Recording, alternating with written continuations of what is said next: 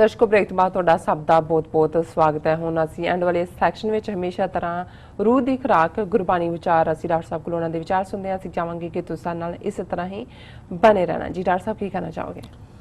देखो बहुत वार जदों असीं ਜਿਹੜਾ बुद्ध ਦਾ ਥਾਟ ਹੋਏ, ਜੈਨ ਦਾ ਥਾਟ ਹੋਏ और ब्राह्मण ਦਾ ਥਾਟ ਹੋਏ जी ਉਹਨਾਂ 'ਚ ਜਦੋਂ ਉਹਨਾਂ ਨੇ ਸੰਨਿਆਸ ਦੁਨੀਆ ਤੋਂ ਦੌੜਨਾ ਗ੍ਰਸਤ ਨੂੰ ਮਾੜਾ ਕਹਿਣਾ ਇਹ ਸਾਰੇ ਦੇ ਉੱਤੇ ਆਪਣੀ ਬਹੁਤ ਸਾਰੀ ਫਿਲਾਸਫੀ ਖੜੀ ਕੀਤੀ ਤੇ ਸਰੀਰ ਨੂੰ ਵੀ ਉਹਨਾਂ ਨੇ ਬਾਡੀ ਨੂੰ ਜਿਸਮ ਨੂੰ ਵੀ ਉਹਨਾਂ ਨੇ ਨਕਾਰਿਆ ਸਿਰ ਮੁੰਨ ਲੈਣਾ ਸਿਰ 'ਚ ਸਵਾਹ ਪਾਣੀ ਆਪਣੇ ਆਪ ਨੂੰ ਬਾਤਾ ਰੱਖਣਾ ਔਰ ਉਹਨਾਂ ਦੇ ਅੱਗੋਂ ਜਿਹੜੇ ਅੱਡ-ਅੱਡ ਫਿਰਕੇ ਉਹਨਾਂ ਦੇ ਕੋਈ ਸਰੀਵੜੇ ਕੋਈ ਜੋਗੀ ਕੋਈ ਦੂਜਾ ਉਹ ਸਾਰਾ ਜਿਹੜਾ ਹੈ ਉਹ ਇਹ ਸੀ ਕਿ ਹਿਊਮਨ ਬਾਡੀ ਜਿਹੜੀ ਹੈ ਇਹ ਸਾਡੀ ਕੈਦ ਹੈ ਔਰ ਇਹਦੇ 'ਚੋਂ ਅਸੀਂ ਨਿਕਲਣੇ बिल्कुल।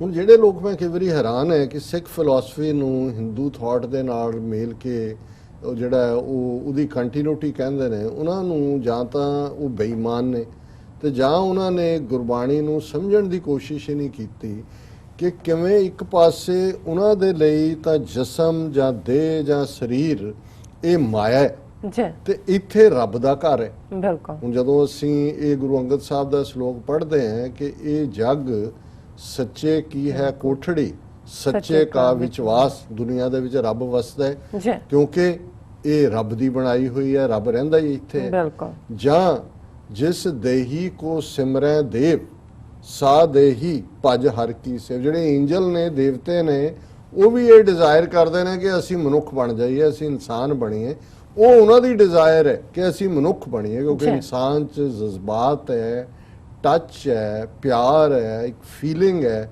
ਦੇਵਤੇ ਤਾਂ ਉਹੀ ਉੜਦੇ ਫਿਰਦੇ ਨੇ ਉਹ ਤਾਂ ਕਿਸੇ ਨੂੰ ਉਹਨਾਂ ਦਾ ਤਾਂ ਕੋਈ ਵਜੂਦ ਹੀ ਨਹੀਂ ਹੁੰਦਾ ਸੋ ਹੁਣ ਇਹ ਜਿਹੜਾ ਜਿਵੇਂ ਸੂਹੀ ਰਾਗ ਦਾ ਸ਼ਬਦ ਗੁਰੂ ਨਾਨਕ ਸਾਹਿਬ ਦਾ ਜਿਹਦੇ 9 ਪਦੇ ਨੇ ਟੋਟਲ ਅਸੀਂ ਕਿਉਂਕਿ ਲੰਬਾ ਸ਼ਬਦ ਹੁੰਦਾ ਉਹਨੂੰ ਅਸੀਂ ਫਿਰ ਛੋਟੇ ਹਿੱਸਿਆਂ 'ਚ 2 ਪਦੇ ਅਸੀਂ ਵਿਚਾਰੇ ਸੀ ਪਿਛਲੇ ਮੰਗਲਵਾਰ ਔਰ ਅੱਜ 2 ਪਦਿਆਂ ਦੇ ਵਿਚਾਰ ਹੈ। ਸੋ ਪਹਿਲਾ ਇਸ ਦੇ ਉੱਤੇ ਹੀ ਹੈ ਕਿ ਇਹ ਜਿਹੜਾ 5 ਤੱਤਾਂ ਦਾ ਆਕਾਸ਼ ਵਾਯੂ ਅਗਨੀ ਜਲ ਪ੍ਰਿਥਵੀ ਇਸ ਨੂੰ ਜਿਸ ਨਾਇਕ ਨੇ ਬਣਾਇਆ ਔਰ ਉਹਨੂੰ ਬਣਾਇਆ ਵੀ ਇੱਕ ਬੂੰਦ ਤੋਂ ਉਹਨੂੰ ਸਿਰਜਿਆ ਜਦੋਂ ਅਸੀਂ ਜਿਹੜੀ ਹੈ ਕਨਸੈਪਸ਼ਨ ਦੇਖਦੇ ਹਾਂ ਕਿ ਸਾਰੇ 'ਚ ਕਿਵੇਂ ਮਨੁੱਖੀ ਵਜੂਦ ਦੀ ਸ਼ੁਰੂਆਤ ਹੁੰਦੀ ਹੈ ਤੇ ਇਸ ਦੇ ਵਿੱਚ ਕਿ ਆਏ ਗਿਆ ਕੀ ਨਾ ਆਇਓ ਕਿਉਂ ਆਵੇ ਜਾਤਾ ਪ੍ਰੀਤਮ ਸਿਉ ਮਨ ਮਾਨਿਆ ਹਰ ਸੇਤੀ ਰਾਤਾ ਸਾਹਿਬ ਰੰਗ ਰਾਤਾ ਸੱਚ ਕੀ ਬਾਤਾ ਜਿਨ ਬਿੰਬ ਕਾ ਕੋਟ ਉਸਾਰਿਆ ਪੰਚ ਭੂ ਨਾਇਕੋ ਆਪ ਸਿਰੰਦਾ ਜਿਨ ਸੱਚ ਕਾ ਪਿੰਡ ਸਵਾਰਿਆ। ਇਹ ਤੀਸਰਾ ਪਦ ਹੈ ਕਿ ਜਿਹਦੇ ਹਿਰਦੇ 'ਚ ਰੱਬ ਆ ਕੇ ਵਸ ਗਿਆ ਆਏ ਗਿਆ ਜਿੱਥੇ ਆ ਗਿਆ ਕੀ ਨਾ ਆਇਓ ਉੱਥੇ ਫਿਰ ਹੋਰ ਕਿਹੜੀ ਚੀਜ਼ ਨਹੀਂ ਆਈ ਜਦੋਂ ਰੱਬ ਹੀ ਆ ਗਿਆ ਤੇ ਸਭ ਕੁਝ ਹੀ ਉਸ ਦਿਲ ਦੇ ਅੰਦਰ ਆ ਗਿਆ ਉਹ ਸਾਰੀ ਕਾਇਨਾਤ ਦਾ ਜਿਹੜਾ ਉਹ ਪਿਆਰਾ ਬਣ ਗਿਆ ਕਿਉਂਕਿ ਉਹ ਰੱਬ ਦਾ ਪਿਆਰ ਹੈ ਜਿਹੜਾ ਹਰ ਜੀ ਨੂੰ ਪਿਆਰਾ ਲੱਗਦਾ ਹੈ ਰੱਬ ਨੂੰ ਪਿਆਰਾ ਲੱਗਦਾ ਹੈ ਉਹ ਸਭਨਾ ਦਾ ਪਿਆਰ ਸ਼ਬਦ ਹੈ ਕਿ ਜਿਹੜਾ ਰੱਬ ਦਾ ਪਿਆਰਾ ਉਹ ਸਭਨਾ ਦਾ ਪਿਆਰ ਹੈ। ਆਏ ਗਿਆ ਜਿਹਦੇ ਅੰਦਰ ਰੱਬ ਆ ਗਿਆ ਕੀ ਨਾ ਆਇਆ ਉਹਦੇ ਕੋਲ ਹੋਰ ਕੀ ਨਹੀਂ ਆਇਆ ਕਿਉਂ ਆਵੇ ਜਾਤਾ ਉਹਦਾ ਜਨਮ ਮਰਨ ਦਾ ਗੇੜ ਵੀ ਖਤਮ ਹੋ ਗਿਆ ਉਹ ਫਿਰ ਆਏ ਜਾਏਗਾ ਨਹੀਂ।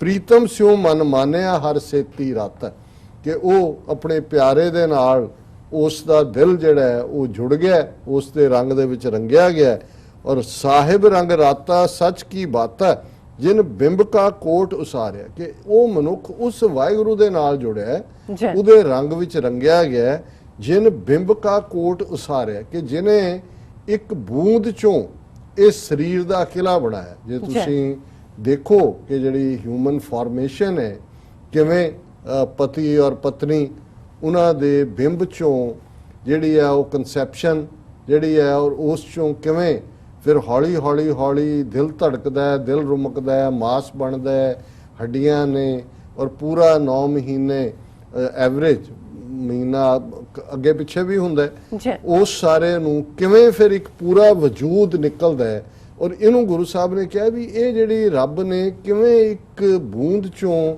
ਇੰਨਾ ਵੱਡਾ ਕਿਲਾ ਸੱਚ ਕਾ ਜਿਹੜਾ ਬਿੰਬ ਕਾ ਕੋਟ ਉਸਾਰਿਆ ਐਵੇਂ ਨਹੀਂ ਬਣਾਇਆ ਉਹਨੇ ਕੋਟ ਪੰਜ ਭੂ ਨਾਇਕੋ ਕਿ 5 ਜਿਹੜੇ ਐਲੀਮੈਂਟ ਸੀ ਉਹਨਾਂ ਨੇ ਮਿਲ ਕੇ ਬਾਡੀ ਬਣਾਈ ਆਪ ਸਿਰੰਦਾ, ਪੈਦਾ ਕਰਨ ਵਾਲਾ ਤਾਂ ਉਹ ਹੈ, ਜੀ ਉਸਨੇ ਹੀ ਉਸ ਦੇ ਵਿੱਚ ਹਰ ਜੀਓ ਗੁਫਾ ਅੰਦਰ ਰੱਖ ਕੇ ਵਾਜਾ ਪਵਨ ਵਜਾਇਆ।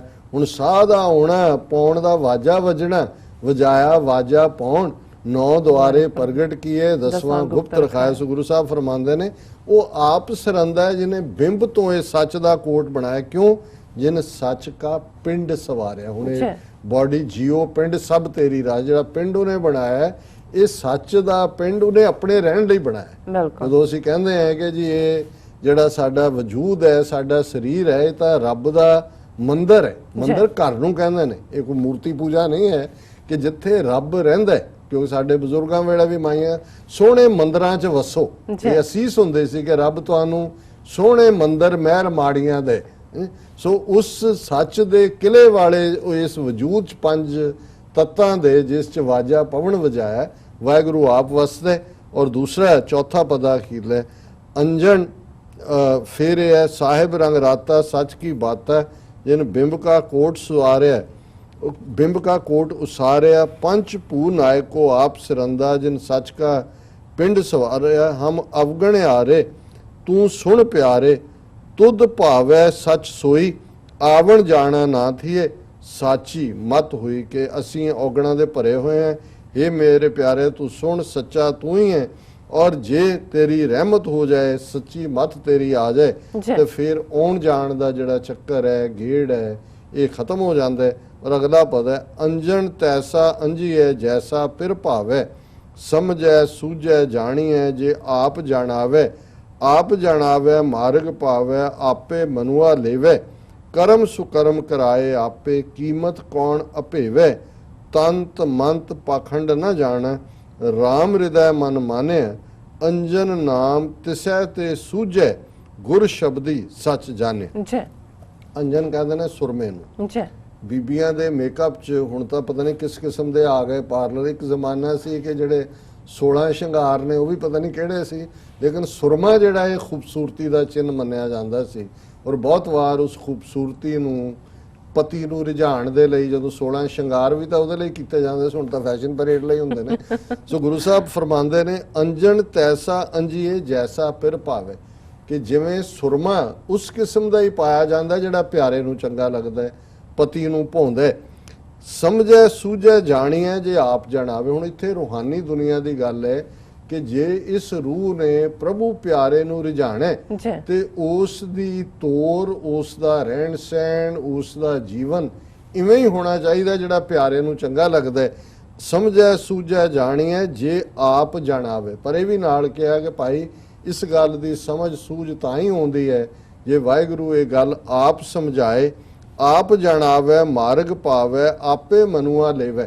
ਕਿ ਉਹ ਵਾਹਿਗੁਰੂ ਆਪ ਹੀ ਜਣਾਉਂਦਾ ਹੈ, ਆਪ ਹੀ ਸੋਝੀ ਦਿੰਦਾ ਹੈ ਮਨ ਨੂੰ ਵੀ। ਮਨੁਆ ਕਿ ਵੀ ਇਹ ਜਿਹੜਾ ਮਨ ਹੈ ਜਿਹੜਾ ਬਹੁਤ ਉਹ ਹੈ, ਕਬਹੂ ਜੀੜਾ ਊਬ ਚੜਤ ਹੈ, ਕਬਹੂ ਜਾਏ ਪਿਆਲੇ, ਲੋਭੀ ਜੀਰਾ ਥਿਰ ਨਾ ਰਹਿਤ ਹੈ, ਚਾਰੇ ਕੁੰਡਾਂ ਪਾਲੇ।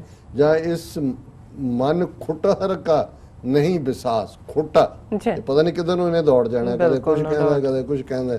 ਤੇ ਗੁਰੂ ਸਾਹਿਬ ਫਰਮਾਉਂਦੇ ਨੇ ਆਪੇ ਮਨੁਆ ਲੇਵੇ। ਜੇ ਉਹਨੂੰ ਵਾਹਿਗੁਰੂ ਦੀ ਰਹਿਮਤ ਹੋ ਜਾਂਦੇ, ਮਨੂ ਇਹਨੂੰ ਫੜ ਕੇ ਕੰਨ ਤੋਂ ਬਿਠਾ ਦਿੰਦਾ ਵੀ ਹੁਣ ਕਾਕਾ ਟਿਕ ਕੇ ਬਹਿ ਜਾ। ਕਰਮ ਸੁਕਰਮ ਕਰਾਏ ਆਪੇ, ਕੀਮਤ ਕੌਣ ਅਭੇਵੇ।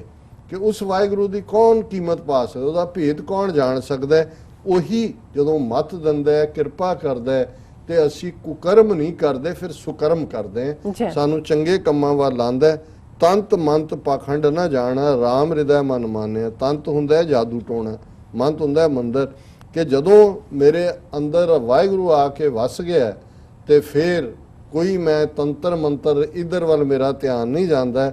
ਅੰਜਨ ਨਾਮ ਤਿਸੈ ਤੇ ਸੂਝੈ, ਗੁਰ ਸ਼ਬਦੀ ਸੱਚ ਜਾਣੇ। ਕਿ ਫਿਰ ਉਸ ਵਾਹਿਗੁਰੂ ਦੇ ਪਿਆਰ ਦਾ, ਉਸ ਦੇ ਨਾਮ ਦਾ ਸੁਰਮਾ ਅੰਜਨ ਇਹ ਜਿਹੜਾ ਹੈ ਉਹ ਸਾਡੇ ਜਿਹੜਾ ਹਿਰਦੇ 'ਚ ਵਸ ਜਾਂਦਾ, ਉਹੀ ਉਹ ਸੁਝਾ ਦਿੰਦਾ। ਗੁਰ ਸ਼ਬਦੀ ਸੱਚ ਜਾਣਿਆ, ਤੇ ਗੁਰੂ ਦੇ ਸ਼ਬਦ ਨਾਲ ਜੁੜ ਕੇ ਇਸ ਸੱਚ ਦਾ ਗਿਆਨ ਹੁੰਦਾ। ਸੋ ਉਹ ਅੰਜਨ ਦੀ ਗੱਲ ਆਇਆ ਮੈਨੂੰ ਹੁੰਦਾ ਵੀ ਮੁੰਡਿਆਂ ਦਾ ਵੀ ਸੁਰਮਾ ਪਾਉਂਦੀਆਂ ਹੁੰਦੀਆਂ ਸੀ ਮਾਵਾਂ। ਤੇ ਉਹ ਸਕੂਲਾਂ 'ਚ ਸਾਡੇ ਵੇਲੇ ਇੱਕ ਕੋਟ ਹੁੰਦੀ ਸੀ ਕਿ ਆਂਖ ਮੇ ਅੰਜਨ ਦਾਂਤ ਮੇ ਮੰਜਨ, ਨਿਤ ਕਰ ਨਿਤ ਕਰ ਨਿਤ ਕਰ, नाक में उंगली कान में तिनका मत कर। कि रोज सुरमा भी पाओ ते अपना ब्रश भी करो दातन जी और नक च उंगली नहीं पाउणी ते ਕੰਨ ਕੰਨ ਦੇ ਵਿੱਚ ਵਿੱਚ ਵੀ ਤੀਲਾ ਡੱਕਾ ਨਹੀਂ ਮਾਰਨਾ ਅੱਧੇ ਕ ਡੱਕਾ ਮਾਰਦੇ ਮਾਰਦੇ ਕੰਨ ਦਾ ਪਰਦਾ ਪਾੜ ਲੈਂਦੇ ਸੋ ਫਨੀ ਜੀ ਡਾਕਟਰ ਸਾਹਿਬ ਤੁਹਾਡਾ ਬਹੁਤ ਬਹੁਤ ਸ਼ੁਕਰੀਆ ਤੁਸੀਂ ਅੱਜ ਦੇ ਐਮ ਇਸ਼ੂ ਤੇ ਅੱਜ ਦਾ ਵਿਚਾਰ ਸਾਡੇ ਦਰਸ਼ਕਾਂ ਨਾਲ ਸਾਂਝਾ ਕੀਤਾ ਇਸ ਨਾਲ ਆਪਣੇ ਵਿਊਅਰਸ ਕੋਲ ਨੇ ਇਜਾਜ਼ਤ ਵਿਊਅਰਸ ਤੁਹਾਡਾ ਬਹੁਤ ਬਹੁਤ ਸ਼ੁਕਰੀਆ ਤੁਸੀਂ ਆਪਣੇ ਕੀਮਤੀ ਸਮੇਂ ਵਿੱਚੋਂ ਸਮਾਂ ਕੱਢ ਕੇ ਸਾਨੂੰ ਆਪਣੇ ਰਾਏ ਤੇ ਸੁਝਾਅ ਭੇਜੇ ਨੇ ਤਾਂ ਭੇਜਦੇ ਰਹਿਣਾ ਸਾਡੇ ਇਸ ਪਤੇ ਤੇ sos@tv84.tv ਤੇ ਅਸੀਂ ਆਪਣਾ ਪ੍ਰੋਗਰਾਮ ਲੈ ਕੇ ਫਿਰ ਦੁਬਾਰਾ ਹਾਜ਼ਰ ਹੋਵਾਂਗੇ ਤਦ ਤੱਕ ਲਈ ਮੈਨੂੰ ਤੇ ਆਪਣਾ ਸੁਣਾ ਗਿਆ ਦੋ ਦੇਖਦੇ ਰਹੋ TV84 ਬੁਲਾ ਦਿਓ ਫਤਿਹ ਵਾਹਿਗੁਰੂ ਜੀ ਕਾ ਖਾਲਸਾ ਵਾਹਿਗੁਰੂ ਜੀ ਕੀ ਫਤਿਹ ਰੱਬ ਰਾਖਾ